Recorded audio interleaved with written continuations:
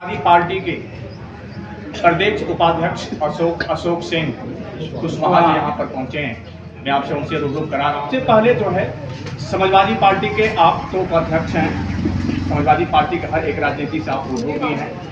जहाँ तक कि आपका यहाँ आने का जो उद्देश्य है उसके बारे में मैं पूछूंगा कि आखिरकार यहाँ आने का क्या उद्देश्य है सर? यहाँ आने का उद्देश्य है हमारे जैसे यहाँ पर कम से कम 700 लोग आए हुए हैं और ये जो आदर्श फर्नीचर शोरूम जहाँ बैठे हुए हैं जी, इसके प्रोप्राइटर हैं मालिक जी, वो दशरथ मौर्य जी, समाजवादी पार्टी के जिला उपाध्यक्ष से चौथी बार जी, और अपने गांव की चौथी बार प्रधान जी। समाजवादी पार्टी के जितने भी कार्यकर्ता या फिर समाज सेवी हैं सब लोग सड़कों पर नजर आ रहे हैं शुरू कर दिए।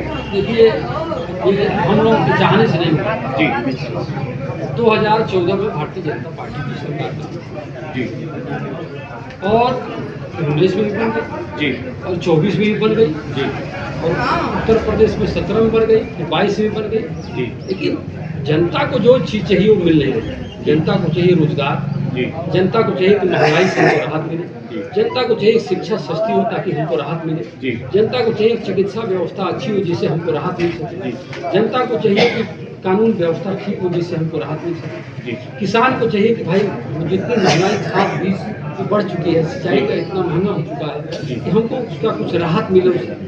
और इन सारी चीज़ों में जो भारतीय जनता पार्टी की सरकार है पूरी तरह से नाकाम है और उसका नतीजा क्या है कि समाज का चाहे कोई भी तबका, केवल पीढ़ी नहीं, पिछड़ा दलित अल्पसंख्यक नहीं, जी, समाज का हर तबका जो गरीब है, जिसकी आर्थिक स्थिति ठीक नहीं है, जिसके जीविका का साधन कोई नहीं है, सारे लोग परेशान है और वो इंतजार कर रहे हैं कि 2027 में चुनाव आए तो हम भारतीय जनता पार्टी का सबक सीखें।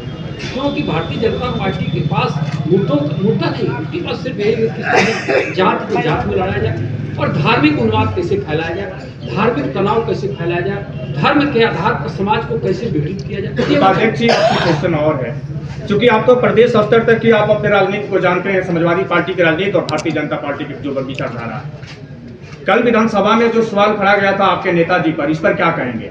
देखिए, ये भारतीय जनता पार्टी की पुरानी नीति है और इसके पहले भी और भी सरकारों की ये नीति रही है जी, कि मुद्दों से भटकाने के लिए जब कोई मुद्दा उठता है, उनको लगता है कोई ज्वलंत समस्या सामने खड़ी है जी, तो उस मुद्दे से भटकाने के लिए वो जानते हैं कि कोई ऐसी मुद्दा छेड़ दो जिससे इनका दिमाग हर 100%। भारतीय जनता पार्टी ने कल विधानसभा में वही काम किया कि इन लोगों का मुद्दा बहस छिड़ गई उसको जी, और भारतीय जनता पार्टी यही चाहती थी। तो भारतीय जनता पार्टी के पास आप भी कार्रवाई सुन रहे जी। होंगे, आप जनहित के मुद्दों पर बात होनी चाहिए, जी। वहाँ पर जिसको देश पूरा नेताजी के रूप में जानता है, जी, जिसको भारतीय जनता पार्टी ने पद्म विभूषण जी, दिया, आप उसके ऊपर टिप्पणी करना शर्मनाक है। आप खुद शर्म आनी चाहिए कि हम ऐसे महान व्यक्तित्व पर जो एक गांव गरीब किसान परिवार से निकल करके देश और दुनिया में समाजवाद को फैलाया, उसके बारे में आप टिप्पणी कर रहे हैं। ये भारतीय जनता पार्टी की बहुत ही संकुचित मानसिकता है और बहुत ही खराब राजनीति है, इसलिए एक सब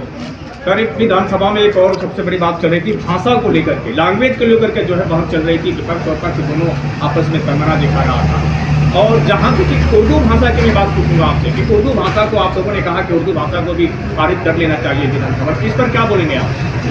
आपसे मैं सवाल कर रहा हूँ जी, प्रेमचंद जी को मुस्लिम नहीं दो, जी, आप जिस तरह से भारतीय जनता पार्टी भाषा को भी सांप्रदायिक रूप देना चाहती है, भाषा को भी धार्मिक रूप देना चाहती है। प्रेमचंद जी तो कायस्थ बिरादरी से थे और उन्होंने उनकी जो भाषा थी और जितनी किताबें उन्होंने अच्छी अच्छी लिखी उर्दू में लिखी उन्होंने। उर्दू भाषा को उन्होंने माना कि ये तो कोई विदेशी भाषा नहीं है, ये तो हम लोग स्वदेश की भाषा है। भारतीय जनता पार्टी हर चीज को धर्म से जोड़ती है।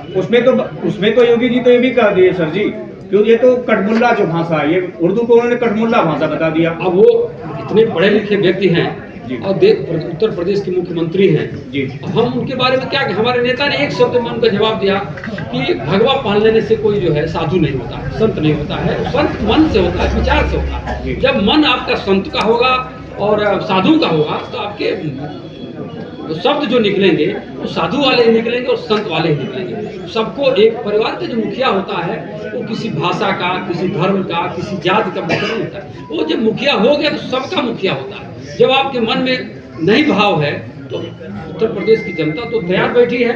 अभी चुनाव हुआ ना 24 में,